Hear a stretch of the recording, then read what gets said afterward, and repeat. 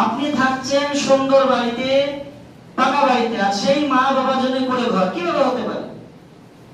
আপনার থাকার জায়গা খুব সুন্দর, খাওয়ার ব্যবস্থা খুব ভালো, আর সেই মা বাবার জন্য খাবার জুটে না, ওষুধের টাকা জুটে না, কিভাবে? একজন মা বাবা যখন নিজের সন্তান চাকরি বাকরি যখন হয়ে যায়, তাদেরকে সমানভাবে লালন পালন করে, তাদের শিক্ষা থেকে নিয়ে খাওয়া পড়া সবকিছু থেকে নিয়ে।